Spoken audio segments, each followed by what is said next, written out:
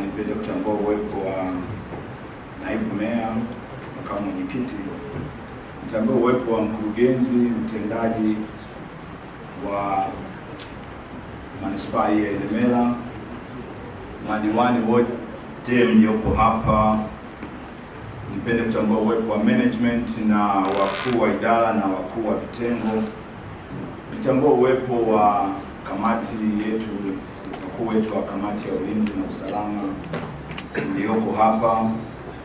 Lakini nitambue uwepo wa waandishi wa habari, wawakilishi wa vyama mbalimbali mlioko hapa, pamoja na wageni wengine waalikwa. Jamhuri ya Muungano wa Tanzania. Ndugu zangu, awali ya yote kwanza niendelee kumpongeza sana Mheshimiwa Rais wa Jamhuri ya Muungano wa Tanzania Dr. Samia Suluhu Hassan kwa kuendelea kutusimamia vizuri katika utekelezaji wa majukumu yetu, lakini katika utekelezaji wa kulinda na kuendeleza utekelezaji wa ilani ya Chama cha Mapinduzi. Kwa hiyo amekuwa mstari wa mbele kuhakikisha yale ambayo tunatakiwa kutekeleza analeta pesa, na mimi kama mbunge kushirikiana na madiwani wenzangu pamoja na mkurugenzi, jukumu letu kubwa ni kuhakikisha tunasimamia miradi hii ya maendeleo. Lakini vile vile nichukue nafasi hii tena kumpongeza sana Mheshimiwa mkuu wa wilaya ya Ilemela, ndugu yangu Mkalipa, kwa kuendelea naye kuisimamia wilaya hii na kuendelea kuhakikisha ulinzi na usalama wa wilaya hii unaendelea kuimarika. Lakini vile vile nikupongeze sana meya, kazi nzuri unaoifanya, naibu meya na madiwani wote. Kwa kweli Ilemela tunaona Ilemela mpya inakuja. Kwa hiyo mimi niwapongeze sana. Lakini kwa namna ya dhati na ya kipekee nimpongeze sana mkurugenzi mtendaji wa halmashauri hii, ndugu yangu Umi, kwa kazi nzuri unaoifanya. Halmashauri yoyote ile bila mapato, hiyo sio halmashauri. Kwa hiyo mimi niendelee kukupongeza sana kwa kuendelea kuvuka lengo kwa yale malengo ambayo tumejiwekea. Swala la kuvuka target kama mkurugenzi sio imara, huwezi ukavuka malengo. Lakini vile vile mkurugenzi huyu ana wasaidizi wake. Nichukue nafasi hii kwa namna ya kipekee sana kuipongeza management, wakuu wa idara na wakuu wa vitengo kwa kuendelea kumsaidia mkurugenzi katika kutimiza majukumu yake. Lakini vile vile kwa namna ya kipekee na nzito niwapongeze sana madiwani wenzangu.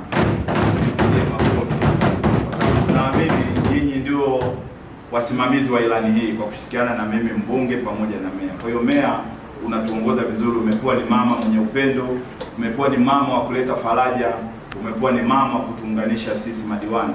Kwa hiyo niwaombe sana ndugu zangu madiwani, tuendelee kutoa ushirikiano kwa meya wetu ili tuendelee kwenda vizuri. Mheshimiwa Mwenyekiti, naomba nichukue nafasi hii kwa kipekee kabisa kupongeza sana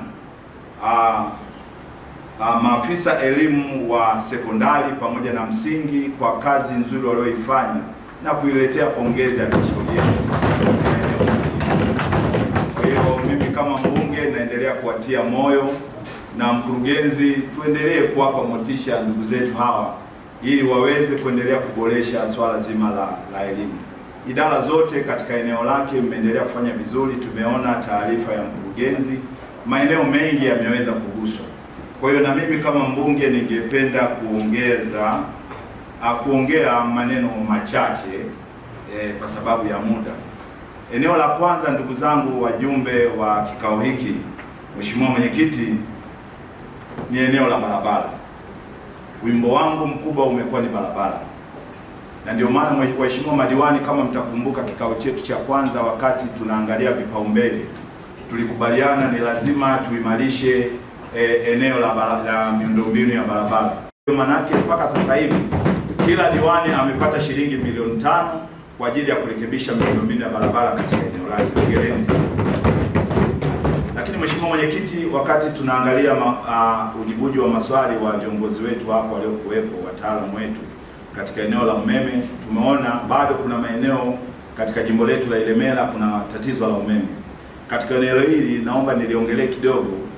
Mimi kama mbunge, baada ya kuona baadhi ya maeneo niliyokuwa napita yana changamoto ya umeme, Kwa mfano ukienda Bugogwa, eneo la Nkolonto, Kilabela pamoja na Bujingwa na maeneo mengine ya Kahama, Sangabuye kumekuwa na shida. Wakati ule kabla Ilemela hatujawa manispaa, tulikuwa tuna ule utekelezaji wa mpango wa umeme wa LEA. Sasa baada ya kuwa manispaa tukawa tunakosa hizo sifa. Lakini Mheshimiwa Mwenyekiti, kupitia bunge letu mimi niliweza kupose motion bungeni kuomba mwongozo wa serikali kama itaweza kutupa kibali cha kurudisha umeme wa LEA kwenye maeneo ambayo yalikuwa yamebaki. Ni kweli baadhi ya maeneo pamoja na sisi kuwa manispaa bado yana uhitaji wa umeme huu wa LEA. Kwa hiyo nilifikisha ombi hilo kwa Mheshimiwa Waziri kupitia Wizara ya Nishati, naye alinikubalia na kuelekeza kumwomba meneja wa LEA mkoa ili awasilishe maeneo hayo ambayo yanahitaji msaada wa kuunganishiwa umeme kwa mpango wa LEA. Niwaambie waheshimiwa madiwani, andiko hilo limeshapelekwa na meneja wa mkoa wa TANESCO katika idara ya LEA, na juzi nimefanya mawasiliano na mkurugenzi wa LEA. Tutakwenda kuona sasa ni namna gani tunakwenda kuanza implementation ya mradi huu kwa zile kata ambazo zilikuwa zimebaki. Kwa hiyo niendelee kuatia moyo, na mimi nitaendelea kufuatilia kuhakikisha hili linafanyika ili kuleta faraja kwa wananchi wetu na kuongeza uchumi wa jimbo letu la Ilemela. Lakini eneo jingine, Mheshimiwa Mwenyekiti, naomba niliongelea ambalo mkurugenzi ningeomba ulitilie maanani. Mtakumbuka katika kipindi cha maswali na majibu bungeni niliweza kuiomba wizara itoe ufafanuzi juu ya kauli ya serikali kuanzisha maeneo ya kongani ya vijana, lakini pamoja na maeneo ya kilimo kwa maana ya kuwa na urban agriculture. Mheshimiwa Waziri alisema manispaa na halmashauri zote zimeelekezwa kutenga maeneo kwa ajili ya kongani za viwanda za vijana, kwa ajili ya kutenga maeneo kwa ajili ya kilimo. Sasa mimi niombe sana mkurugenzi kupitia hili, na mimi nitaendelea kulifanyia follow up. Ni lazima sasa tuandae maeneo ambayo vijana wetu, mmeona hapa kuna mmoja ameuliza kwa nini vijana wanakwenda kwenye pool table, vijana wanacheza betting. Ni kwa sababu bado hatujawapatia shughuli za kufanya. Sisi kama viongozi ni lazima tuje na mikakati za kusaidia vijana wetu. Nimemwona hapa ndugu yangu Atiki, tusaidie katika eneo la maendeleo ya jamii. Tuanzishe sasa program za kuwawezesha vijana na kuwapa elimu ili waweze kujiajiri. Wakati huo tukiandaa mazingira mazuri kwa ajili ya wao kutengeneza ajira. Tunasema hivi kwa sababu gani? Tukiwa na maeneo ya kongani za viwanda, maeneo ambayo vijana wetu watafanya biashara. Wengi wanatamani kufanya biashara lakini hawana maeneo ya kufanyia biashara. Kama halmashauri, kama manispaa, kwa sababu mkurugenzi umeonyesha uwezo mzuri wa kifedha. Kwa hiyo tutumie fedha hizi ili kuleta ubunifu. Mjini hapa tunafahamu ardhi yetu ni ngumu. Lakini nimeona maafisa kilimo hapa. Leo nikiuliza tuna miradi ipi ambayo inayoendeshwa kwa maafisa kilimo, sidhani kama nitapata majibu. Tunatakiwa sasa tuwe na mashamba darasa ya kwetu ambayo yatakasaidia vijana wengi kwenda kujimarisha na kuweza kupata ajira. Kwa hiyo niombe idara hii ya kilimo tuangalie na tuzingatie maeneo ambayo tunakwenda kusimamia. Ni lazima tutengeneze uhamasishaji mzuri wa vijana wetu waweze kujiendeleza kwa masuala ya kilimo ili kuweza kujiongezea kipato. Eneo jingine ya Mheshimiwa Mwenyekiti, ningependa kuliongelea kwa uwazi na kwa utulivu kidogo, ni eneo la maji. Watu wa MWAUWASA, jambo linatakiwa lifanyike. Tunatakiwa sasa tuondoe business as usual.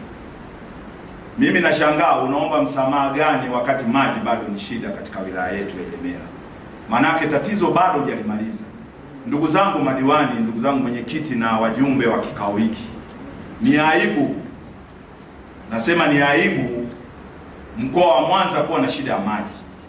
Na siku zote nimekuwa nikisema na bungeni nimekuwa nikisema ni aibu, kwa sababu sisi maji yapo Kilumba.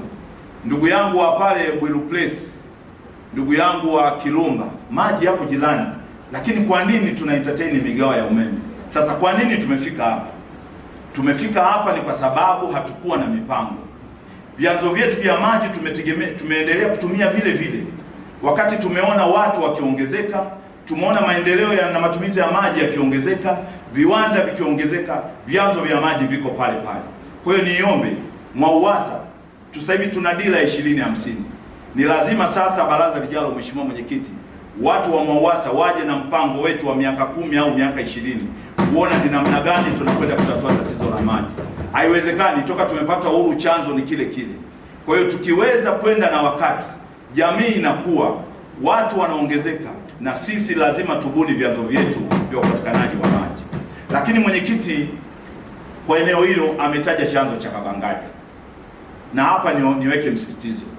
Mimi kama mbunge, katika alama ambayo Mungu akinisaidia tuiache Ilemela, ni kuhakikisha kwa kushirikiana na madiwani tunakwenda kukamilisha chanzo cha Kabangaja. Chanzo hiki, ndugu zangu wajumbe wa kikao hiki, kikikamilika kitakuwa kinazalisha lita zaidi ya milioni 200. Maana yake ni mara 2 ya matumizi ya maji katika wakazi wa jimbo la Ilemela. Sasa tumeona upembuzi yakinifu huko mwishoni, watu wa European Union na Suez wanaendelea vizuri. Tunaamini mpaka mwezi huu mwishoni upembuzi yakinifu ule utakuwa umekamilika. Jukumu lililobaki ni serikali kutafuta pesa, na mimi kama mbunge nitahakikisha